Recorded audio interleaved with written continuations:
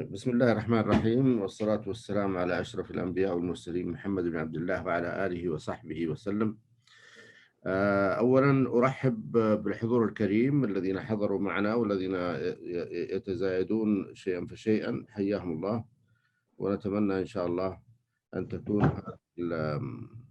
الندوة عامرة بكثير من الأفكار، سيما وأننا استضفنا اليوم شخصية مهمة جدا لها في دوائر التعليم الكثير من الآثار، وكذلك من تدير هذه الندوة وستسهم أيضا فيها بأفكارها، لأننا لا نريدها أن تكون مديرة فقط، ولكن نريدها أن تساهم أيضا.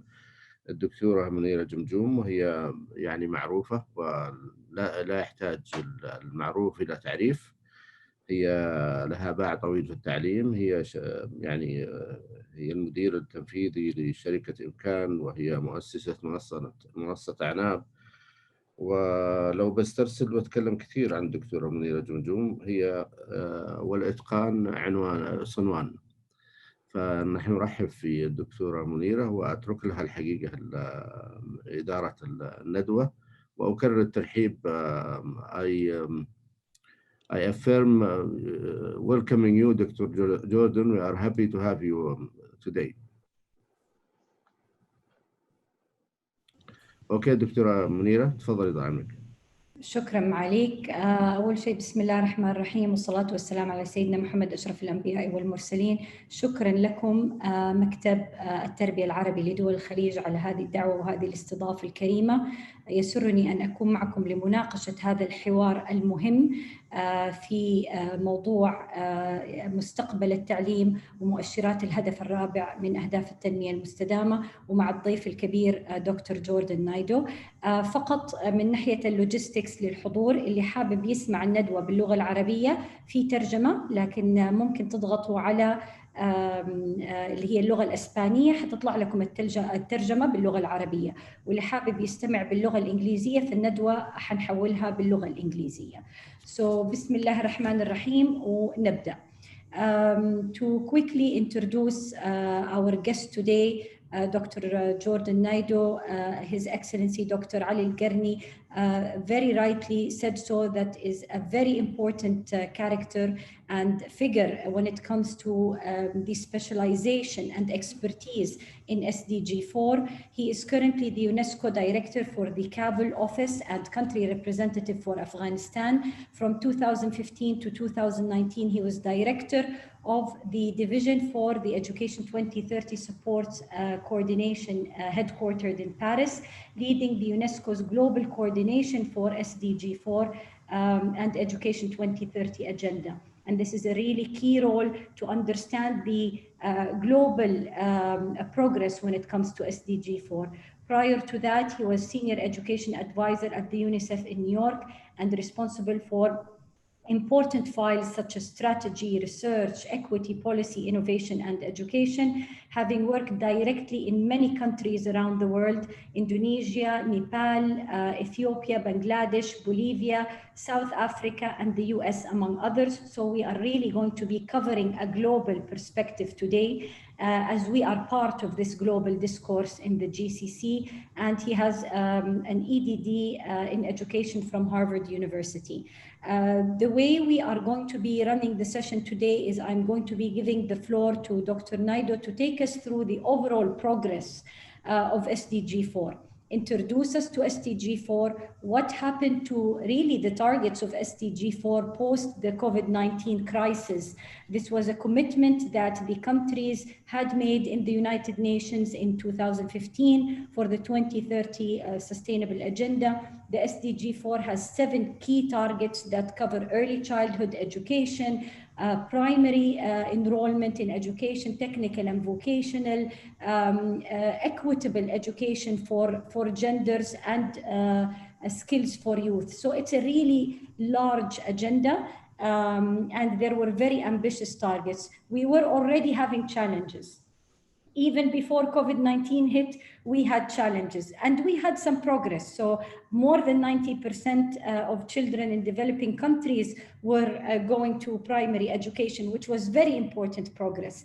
And post-COVID, we had some challenges and hopefully some opportunities. So I leave the floor now to Dr. Naido to take us through his thoughts on the matter, and then we will wrap up and take some questions from the attendees. Thank you. Thank you very much. First, let me thank His Excellency Dr. Ali, Dr. Al-Jofi, and ABEX for hosting this all-important discussion. Our facilitator, Dr. Munira, and all of you who have joined today. It is truly an honor to share my reflections on the future of education and SDG 4 post-COVID-19. Your presence this afternoon at this virtual meeting reflects a common commitment to work together to keep the promise of SDG 4 and Agenda 2030 transforming our world. As Dr. Munira said, the challenges, some of them are specific to your region, but some apply across the world. And with COVID-19, that message is even more clear, that we are all connected in some way or the other. We have some differences in context and so on, but we also have common challenges and common opportunities. As the pandemic drags on, we all want things to go back to normal quickly. However, what most of us have probably not yet fully realized is that things won't go back to normal after a few weeks or even a few months. Sure, many things will. However, many others will not. Some observers predict that the pandemic will change the way we live. One commentator even went so far as to predict that it will change us as a species. However, this may be a bit of an exaggeration, but life will surely be different after the virus burns itself out. How we work, exercise, socialize, shop, manage our health, educate our children, or take care of our family members is going to change. Education too will be part of a new normal. But the question is, in what way? Will it really change anything fundamentally for the long term? Or if so, how? These are some questions on which I hope that my presentation and our discussion may shine a light on. Okay, yes, do you see the screen now? Yes, we can. Thank you very much. Now to go on to my first point that I would like to make, as Dr. Munira has also mentioned already, the core of our discussion will focus on SDG 4, but SDG 4 sits within the overall SDG agenda. And we know from the experience over the past 5 months since the outbreak of the coronavirus pandemic, that the future holds much uncertainty. What began as a health issue in one country quickly morphed into more than a health crisis, convulsing the whole world and affecting almost every aspect of our lives, from our homes to work, to schools, to the other points, to our leisure time. And so we know that we have to look at the uncertainty. We have to look at things like the pandemic that affect all of us in many ways. While unprecedented global cooperation and a collective response is needed to negotiate the multiple challenges, from recession and unemployment to pandemics to climate change, we are seeing, however, something that is quite troubling. Even in the pandemic, we have seen a tendency for many countries to turn inwards and to try to act on their own. This is fundamentally contradictory to the spirit of the SDG agenda, and especially if we focus on the 5 Ps of the agenda. The agenda makes quite clear that our actions have to be as part of the planet, as people together, for collective prosperity, for peace, and this can only be done through partnership. Yet, if we see the experience over the past months, many countries have not realized the value of the partnership, many trying to solve the problem on their own. And this is not something we can really accept, because rather than move us forward, it moves us backwards. We need the Sustainable Development Goals more than ever. Their bedrock principles of social inclusion, universal access to public service, and global cooperation are the guideposts for fighting the COVID-19 pandemic or any other crisis we face. Collective action and investment-led recovery is what the world needs to overcome this multifaceted crisis caused by the pandemic.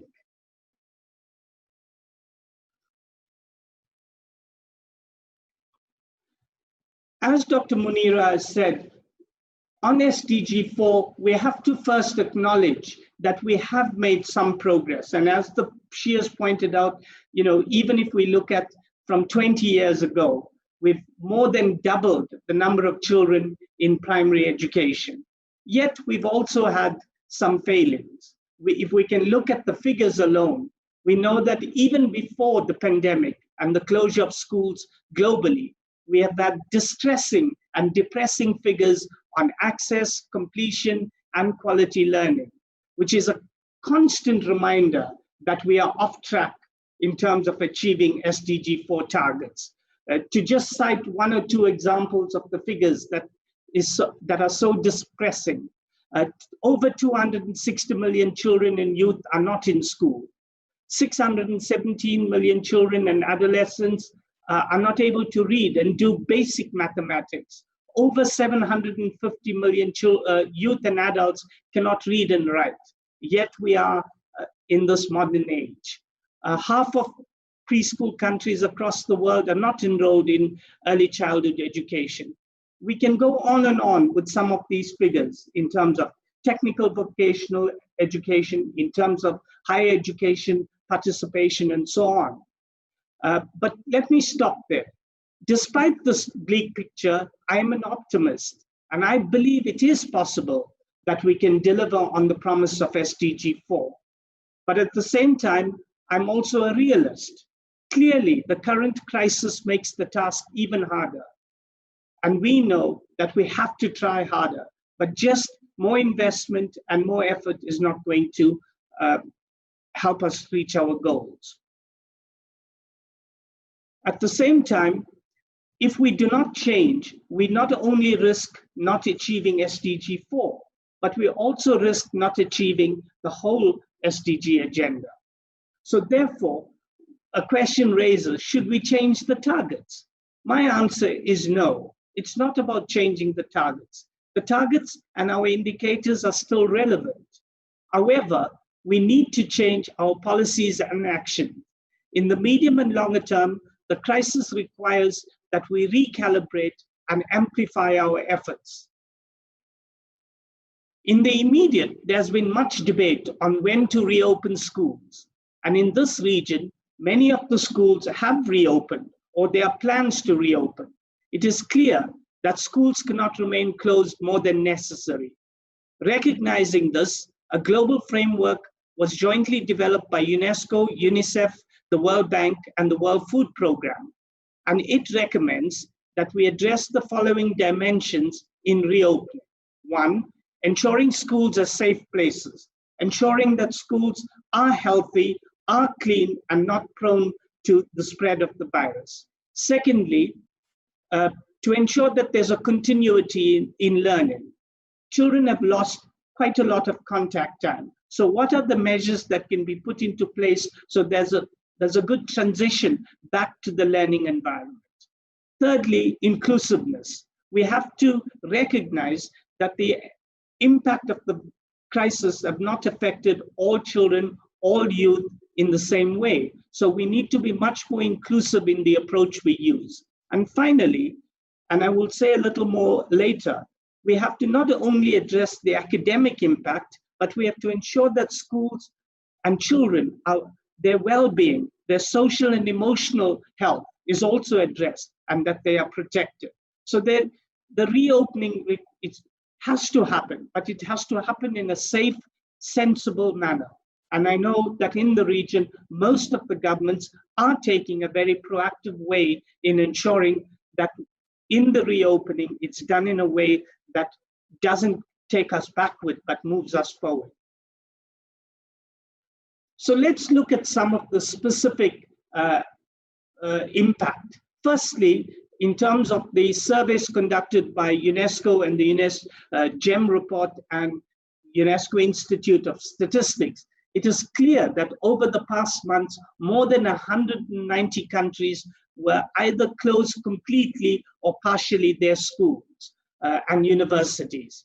And almost or more than 1.5 billion children and young people, 91% of the world's student population, had come to a standstill in terms of attending some sort of schooling or university in the past months.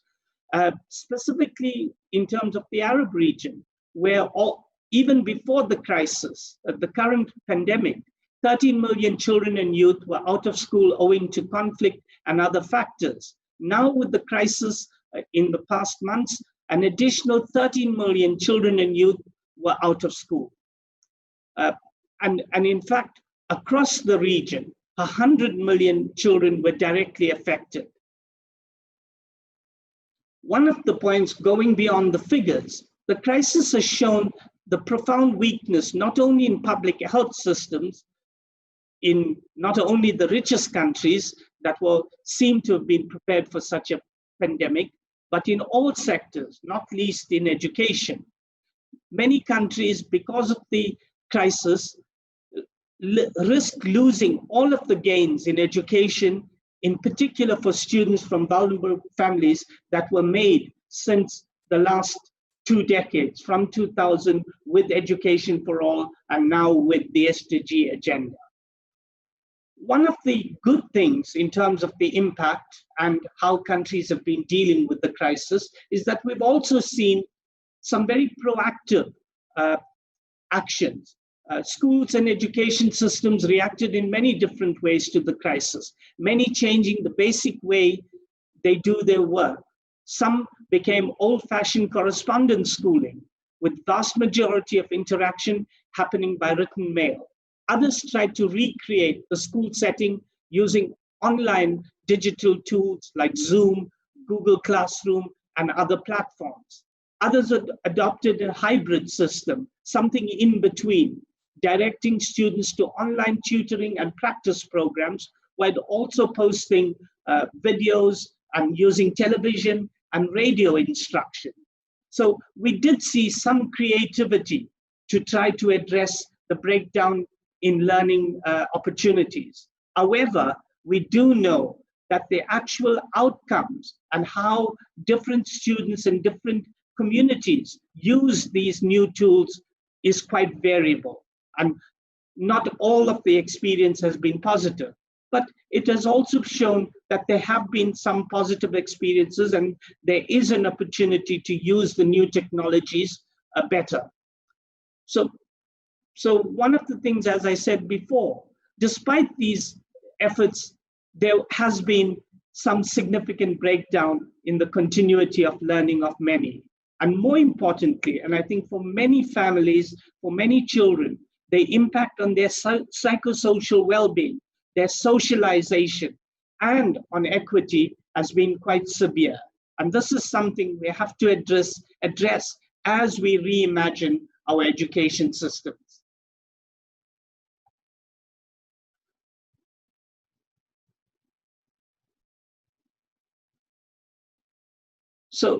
So I just use the term reimagining our education systems. And this is something that's always been bandied about and spoken by many different commentators, many different education experts over the past months and over the past years, as we see the spread of technology and the influence of technology.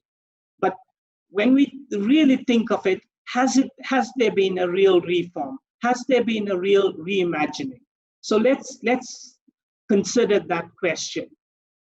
When we look at the pandemic and how people have been reacting, most people are saying, we just have to get back to school. We just have to get back to normal. That makes sense in many ways. After all, schools didn't do anything to cause the crisis. So people are saying, why change them? But the coronavirus has forced us to consider change, to take a step back and look into ourselves and to reassess our priorities in education. Many educators and other stakeholders have longed for the right time to reform education. And now, at the intersection of disruption and innovation, we may have the perfect opportunity. Many have emphasized that resilience, the ability of learners, teachers, schools, and communities to mitigate, adapt to, and recover from shocks must be built into our education systems in order that we may better respond in a more effective, timely manner to the various threats, from pandemic disease to extremist violence to climate insecurity, and even the rapid spread of technological change in a more effective way.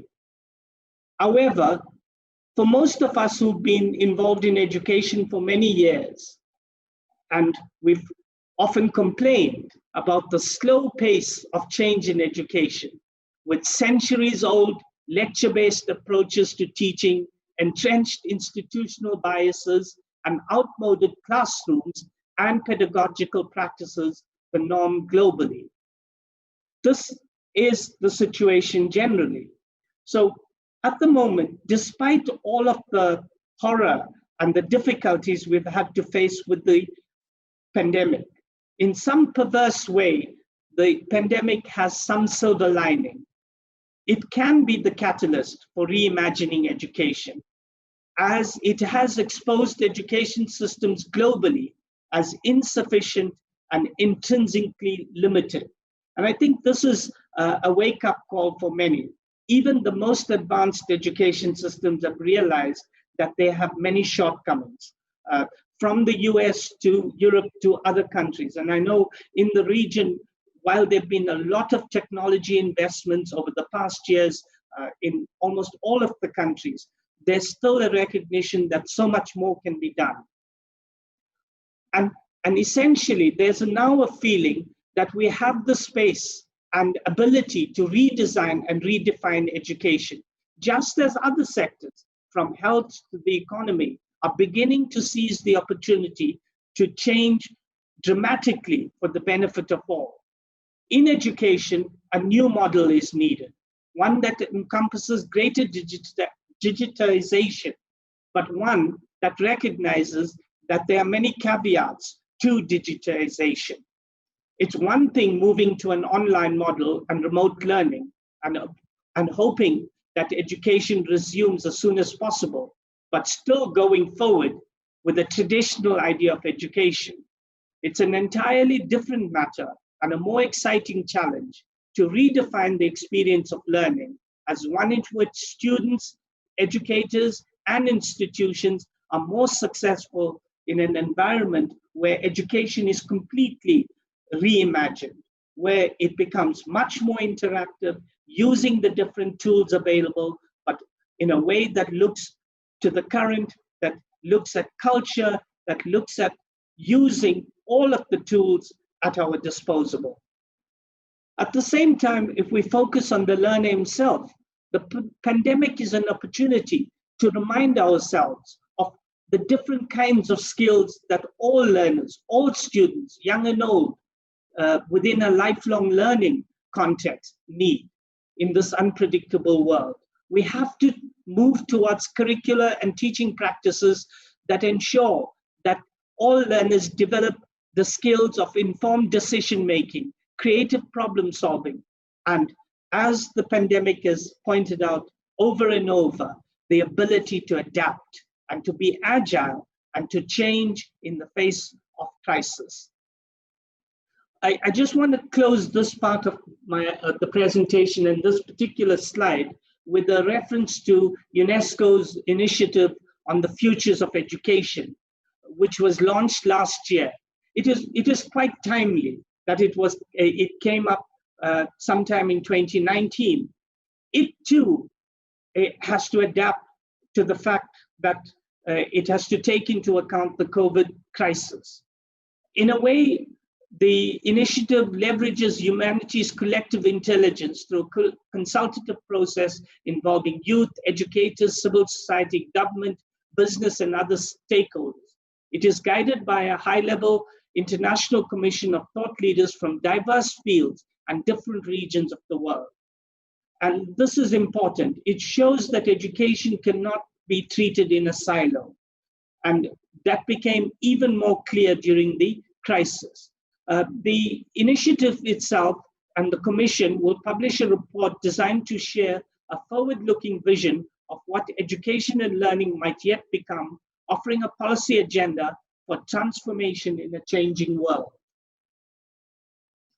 Let me move on to one of the key elements in terms of education that became even more clear during the pandemic.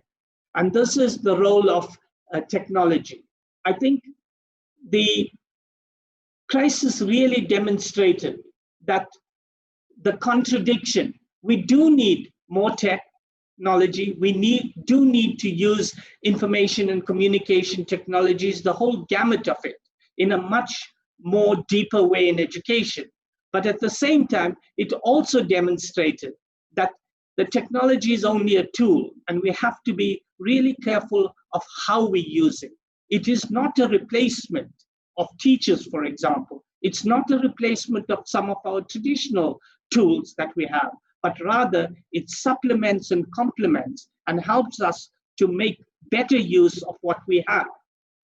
Since the beginning of the closures, educational authorities across the world turned to distance learning and remote teaching wherever possible. While these distance learning and the use of technology offered some real solutions and did provide opportunities for students, for learners and teachers across the world to try to continue the process of learning and teaching, it also highlighted some severe and serious challenges. And the challenges are many, and the kind of benefits are many, but I want to just focus on 4 key challenges. First, it really demonstrated, besides the connectivity issues, that there has to be real change in the way teachers and students operate. They have to show a greater commitment and a kind of discipline, because within a remote environment, the time management is their own, and that has to be dealt with in a real way. Second, it highlighted the role of parents and the household.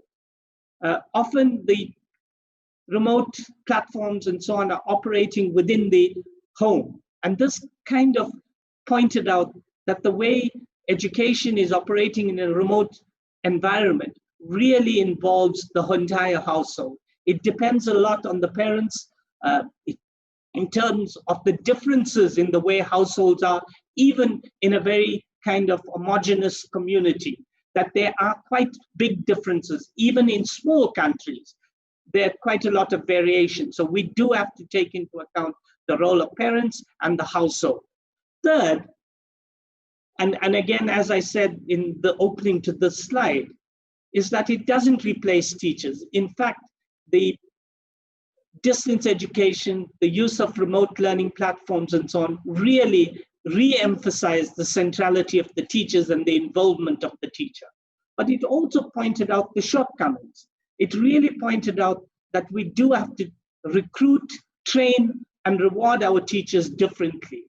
The distance learning methodologies really require different form of interaction, different forms of methodologies. And by and large, we know that in most countries, teachers were not fully equipped for this new kind of engagement.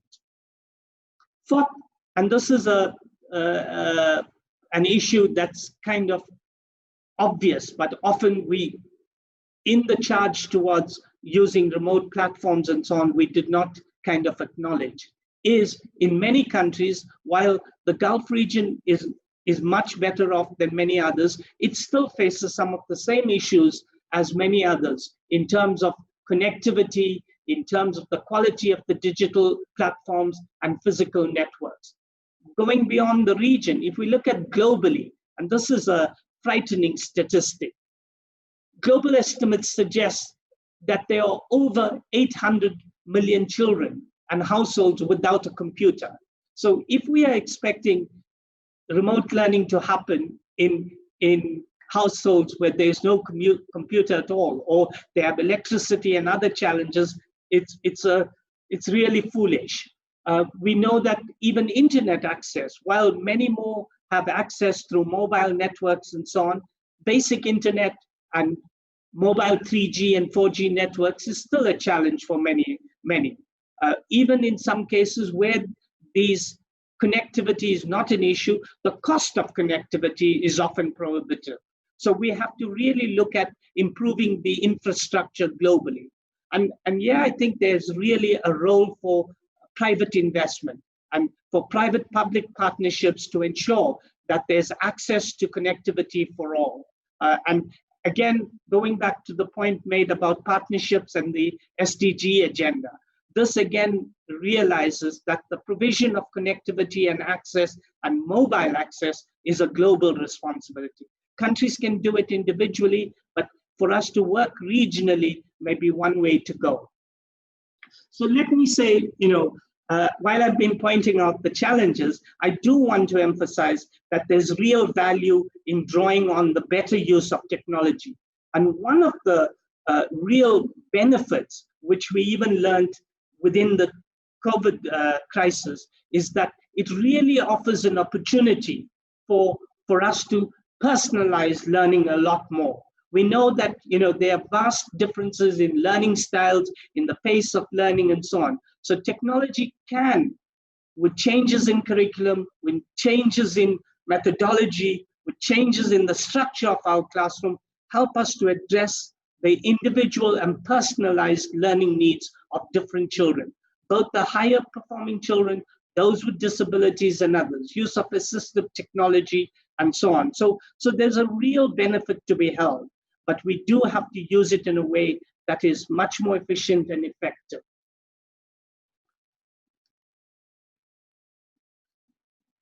So I think I've started to cover some of this discussion on the changed role of all. So the first one, in terms of students, let me say clearly, as I pointed out, with the personalization of learning, with a relationship both with the teacher but also with the technology, it allows students a different way of learning. They may not be trapped by the four walls of a classroom.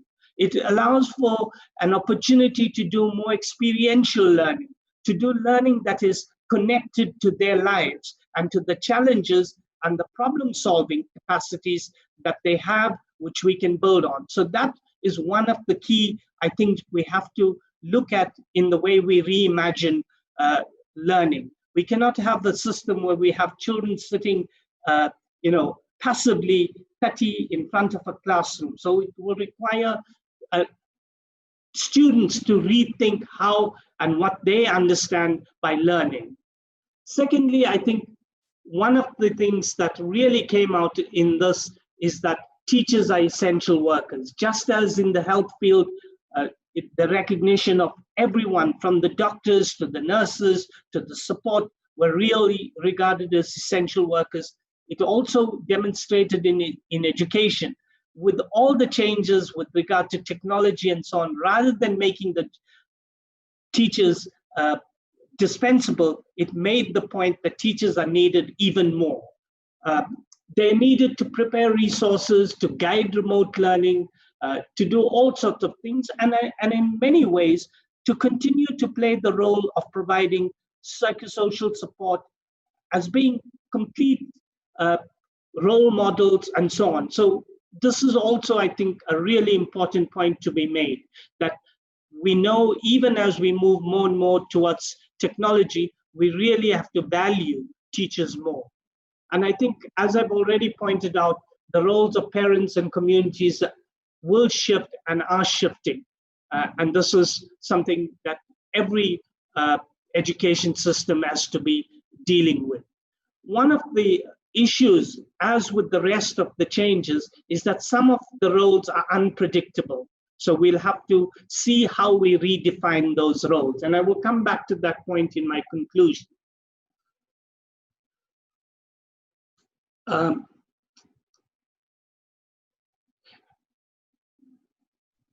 Apologies for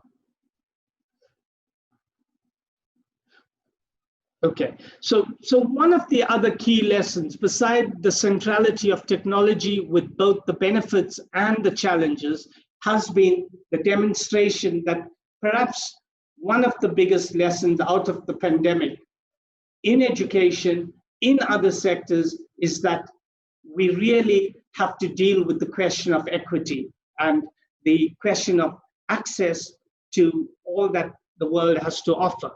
The lockdowns throughout prompted a rapid global shift to remote learning, but at the same time illuminating pre-existing socioeconomic inequalities. The shift points out clearly that in this context, besides other intervening factors, the quality of learning depends heavily on the level and quality of digital access. And as I pointed out, this digital access is quite variable, with 60% of the globe's population only being online. While virtual classes in some of the regions of the Gulf and in countries and areas like Hong Kong, for example, many students were able to access the platforms. But in many other countries, and even within some of the richest countries, and the US is a perfect example, there were many communities and students who weren't able to have access to the platforms. Secondly, I think also, as I pointed out, the role of parents are important. In many of the communities, even where sometimes the access was possible, with parents of lower educational status or lower economic status, they weren't able to give their children the kind of support that is necessary.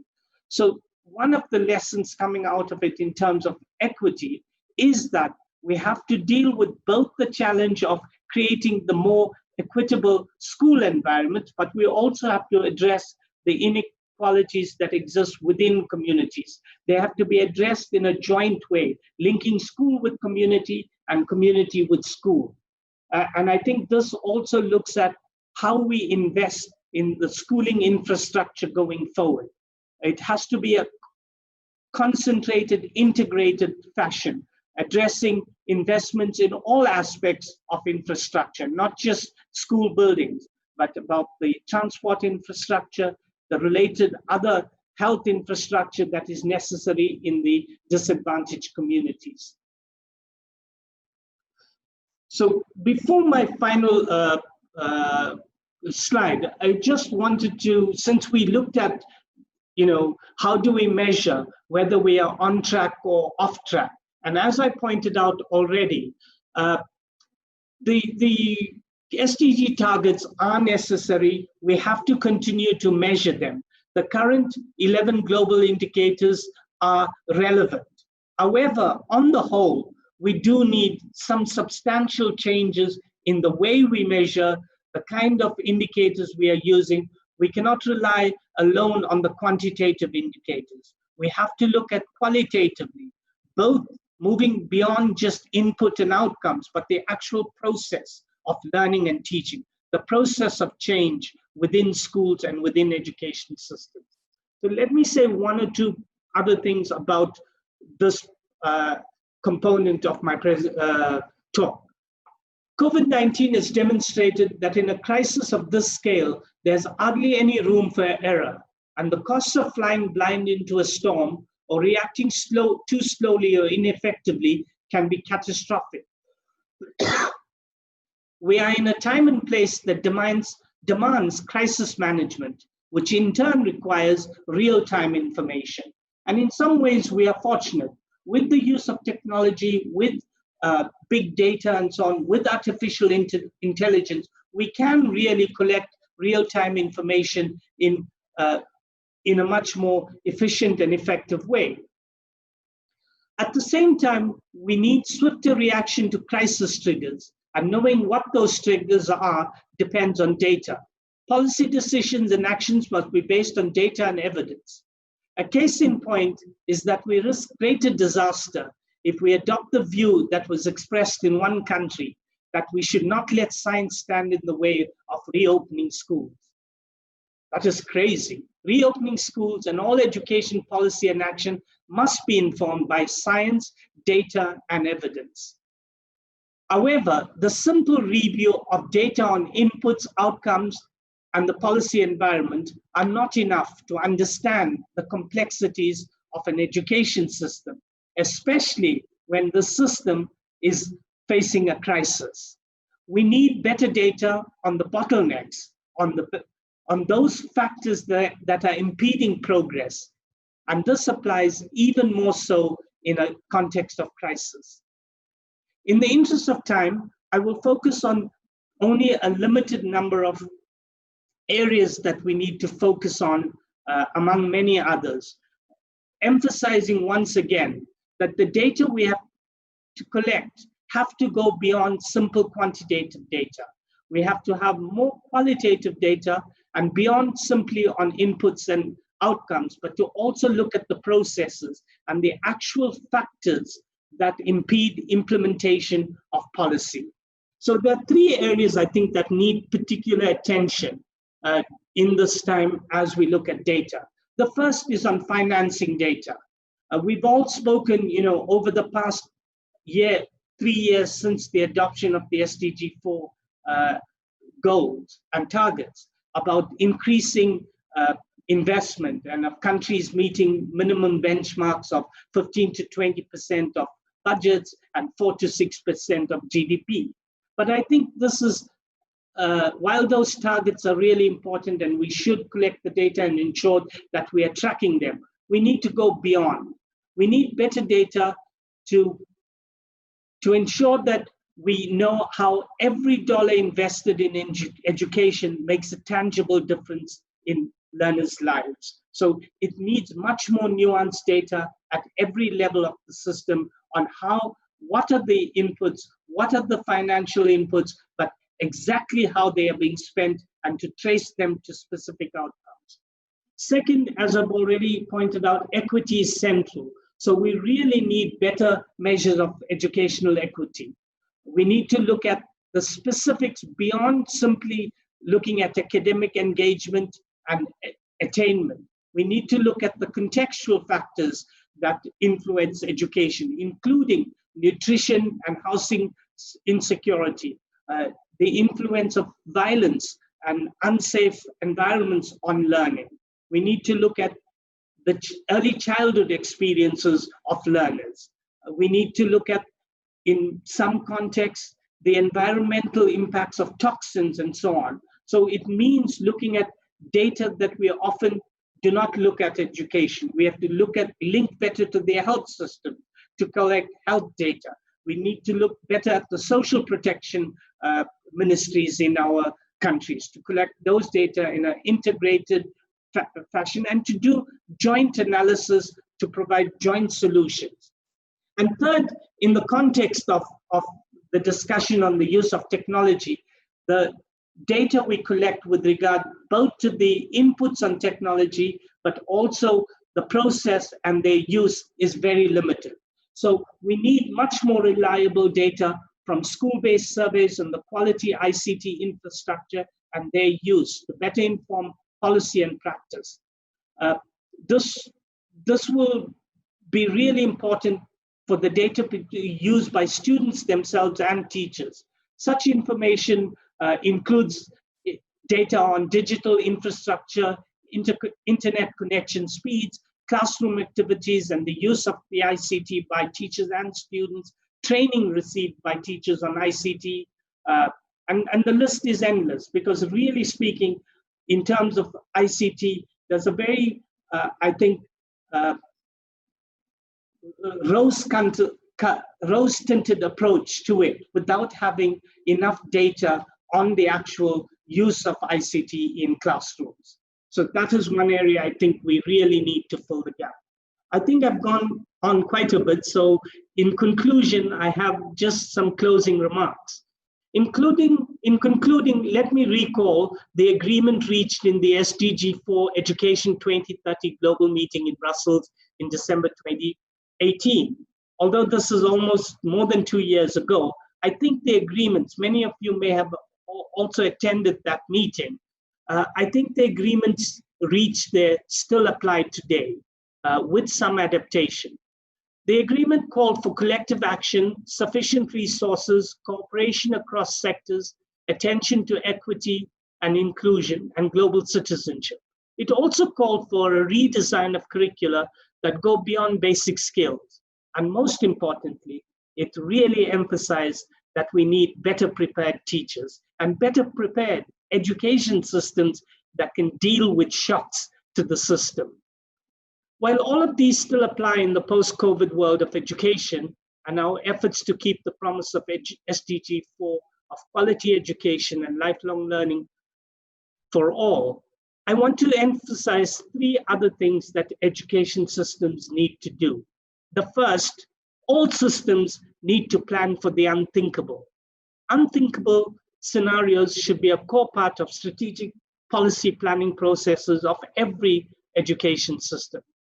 Secondly, we must scan and wait, which means continuously monitoring the situation and scanning widely, identifying the important metrics and tipping points for your system from the school and community level to the upper reaches of ministries. And lastly, a message I can't emphasize more. We have to learn at an individual, school, community, and system level to be more flexible and agile, to move quickly, which means building flexibility and adaptability so that we can move quickly when responding to crises, including moving from the physical to the virtual, as we were forced to do over the past months. Adopting these shifts will not only help us weather the crisis, it will also give us the ability to respond in a world in which we know crisis is a constant rather than unique. So thank you very much. I look forward to the rest of the discussion, and back to you, Dr. Munira. Thank you, Dr. Naidu, for this really very deep and valuable presentation on SDG 4 and reimagining education. I think here is the key word. I will try to summarize very quickly what you said, and then I have a couple of questions, and then I will open it up for the floor for questions. So what I hear you saying is that unanimously, as well as educators and as people working in the field, we agree that this is a point of no return for the education sector, as you very clearly said. We also agree that it is a time to reimagine education. I hear words today in the education sector that I never heard before, like the word agility, مرونة بالعربي. This is something we never talked about in education before, but when we say education sectors have to be agile today, this is a word that we take from business or from entrepreneurship under crisis management. So this is, as you very rightly said, so is a silver lining. I also heard you say that this change happened overnight, and it's really important for us to use this as an opportunity, because overnight we have over 1.5 billion kids out of school, but also a large number of students and teachers and parents who suddenly adopted technology overnight. It was an instant adoption of technology. So what can we do with that instant adoption of technology that can be a propeller for us to change the sector? I also heard you say the changing role of the family, and this is very important for teachers who are attending with us today. We always talk about family engagement to improve student learning. Today, the family is the teacher as much as the teacher is the teacher, and we will probably see that as well more prevalent next semester as some schools continue to be online. One of the most important points I heard is that teachers are essential workers. They are not a subsidiary to the system. They are not just an additional burden on civil servants' budget, but they are essential workers in any system, and this is extremely important. And yes, we have learned that greatly in COVID-19 pandemic. I have a question that I wanted to ask you. Since you started your talk, you talked about the importance of the 5 Ps, and you mentioned partnership. So how can we really, because every country is working, to really solve its own problems with the health pandemic, how can we accelerate the learning now today through different partnerships from what you've seen, I mean, from your experience in coordination with the different countries, how can we accelerate this learning through effective partnerships so that, you know, even countries that are treading behind in their development or in their access to technology can learn from other countries quickly? That's my first question. And the first thing that came to mind, like, it's an opportunity now to learn from each other, and how can we leverage these partnerships in finance, in technology, and all of that? I think that's a really key question. And just to give an example of what UNESCO had headquarters facilitated at the beginning, I think early in March, April already, was to form a coalition amongst all partners, including governments, including, you know, various agencies, including the World Bank, the Global Partnership for Education, to share experience. I think one of the main things, as you've pointed out, we do need better financing across different countries, but also many countries have used some really innovative solutions. So we can learn from each other on policies, on actual programs to implement, noting that what may apply in one country may not necessarily exactly fit in another. So it's about adapting and contextualizing. I think, you know, UNESCO headquarters and the coalition hosted a number of seminars where they had regional seminars inviting the ministers of education. And I know one or two had as many as 40 or 50 ministers participating to share their experiences on how they were dealing with the problem. So I think that's one. It's both sharing financial resources as well as sharing experience and technical resources, and understanding that it's not a competition. We can only solve this kind of challenge by working together. You know, regional agreements are really important because we do know that people are on the move. While, you know, the COVID put a stop to movement, for economic reasons, for global growth, we will return to a time where we will see more movement again. Skills are portable. So, you know, the UNESCO Convention on recognizing skills and qualifications is another example. In a regional partnership across the Gulf, for example, teachers must be able to have the ability to teach in different systems. You have the advantage there of having a common language. In some other parts of the world, countries, even neighboring countries, speak different languages. But you can make use of those such advantages. And I think throughout, you know, and one perfect example of where partnership really is necessary is the infrastructure development. As you said, while countries may be, you know, looking inward to their own development, if we provide jointly, say, you know, 5G or 4G access across a whole region, the costs are much lower if it's done in a partnership platform. I know in Africa, for example, there's always been talk about Africa Virtual University, but there's always been a challenge of providing the virtual access. So I think with new global initiatives funded both by private and public, there is now attempts to connect the whole of the continent. And I think other regions can learn from such connectivity exercises that are joint. But, you know, partnerships can be a whole week seminar. So let me stop there. Dr. Naidu, I will open the, actually, since we have 8 minutes, I'd love to hear more from the attendees if they have any questions. One quick question that I can pick up, and please put your questions in the Q&A. إذا عندكم سؤال يا ريت تحطوه في السكشن حق ال Q&A. One of the questions that I see is asking about early childhood education. There is a lot of concern about the early years, and that the early years are going to be the most affected, and the targets of the early years are going to be most affected.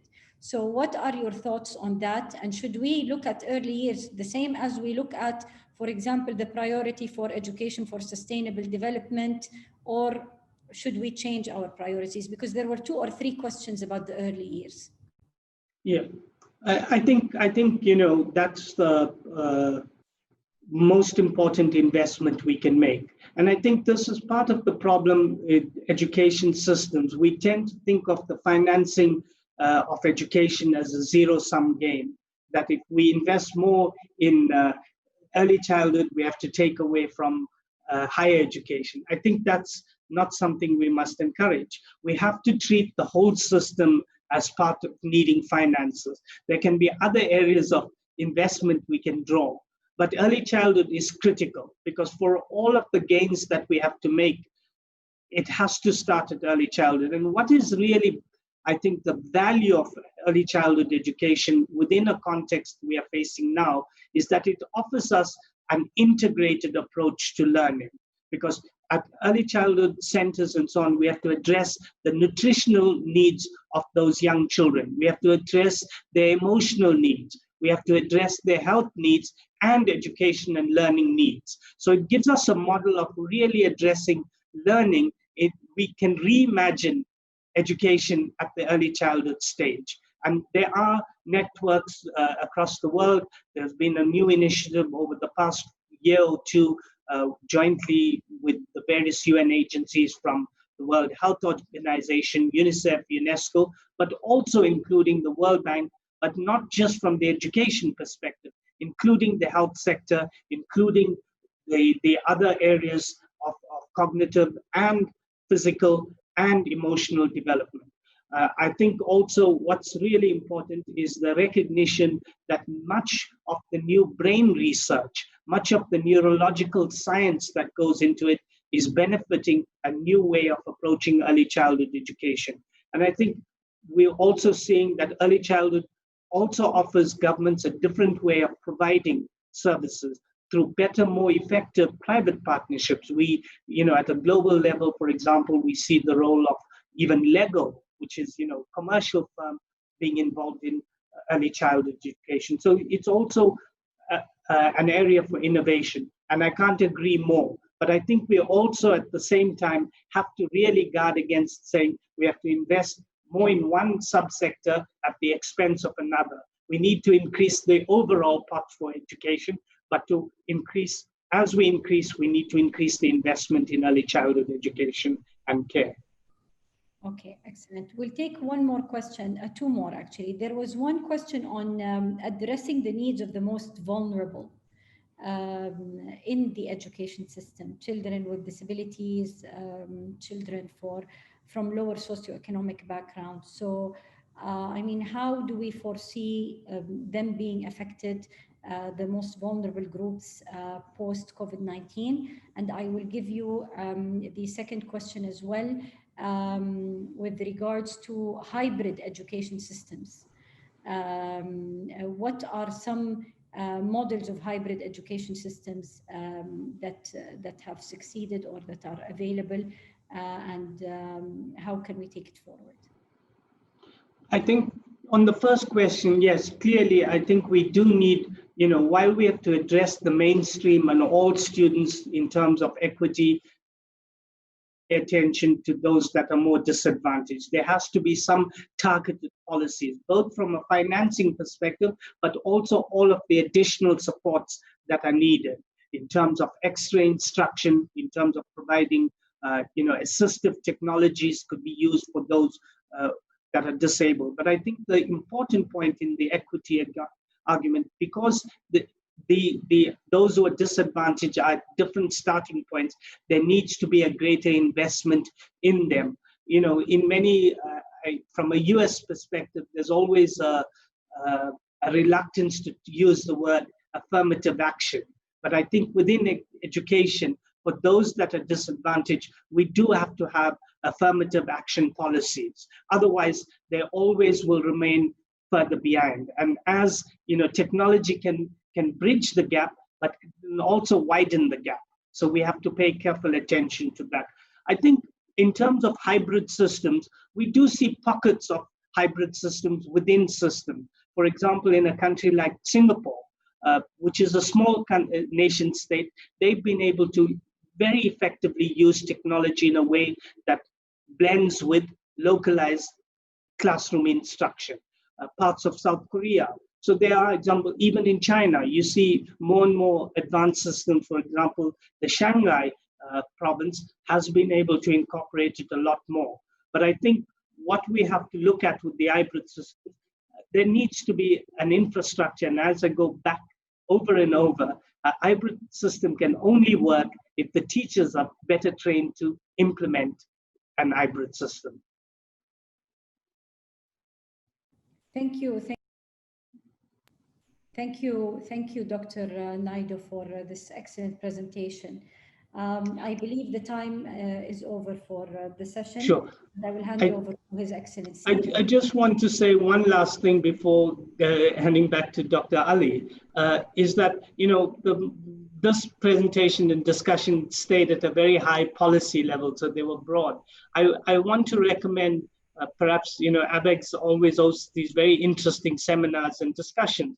The next one, maybe, you know, building off this question on a hybrid system, is to focus specifically on the teaching and learning practices, looking at the curriculum and how do we change actual within the classroom. So maybe that could be a follow-up seminar where we delve more deeply with a panel of experts. Thank you very much.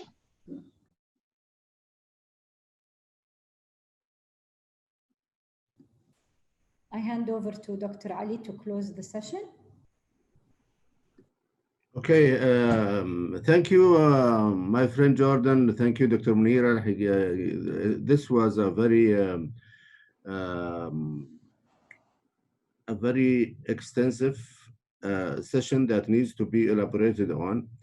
And I just, before concluding, I have a question. You know, Dr. Jordan and Dr. Munira, we, in the context of SDG 4, the world is talking about 20th century skills and the movement toward that. And you know, most of these skills are soft skills that are difficult to assess or test. So are we going to just concentrate on remote learning, knowledge, pure knowledge, and that means low quality education under the pandemic? سوري الحقيقة إني ما تكلمت بالعربي بس راحت بالإنجليزي فمعذرة يعني. That's my question. Are we expecting low quality education under the pandemic? Because we cannot, I cannot imagine that distance learning can provide platforms for teaching most of 20th century skills. No, I don't think so. I think, you know, as you rightly pointed out, for us to really, you know, both children, adults, in the world we live in, we need those skills. And sometimes I'm a bit upset that they referred them to as soft skills. I think those are the most important skills. And we have to, I think we cannot rely simply on remote and online learning. There has to be experiential learning. Students, learners, young and old, have to be given the environment to be able to demonstrate those skills, to develop the competencies in a way that are practical and demonstrable.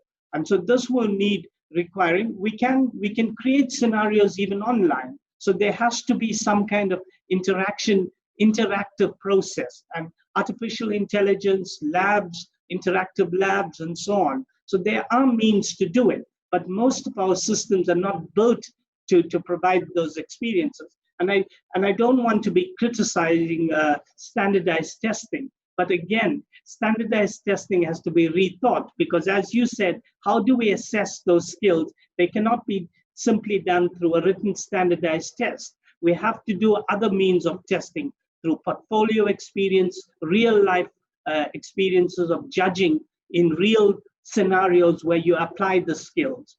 All of us in many countries are moving towards so-called competency-based curricula, but they are being implemented in a very static, old-fashioned way. Currently, even while I'm in Afghanistan, we are supporting the government of Afghanistan on reforming the entire curriculum. We've developed a new curriculum framework, but I have a lot of concerns on how we're going to struggle to actually implement it, especially in a very resource-constrained environment where teachers are not well trained.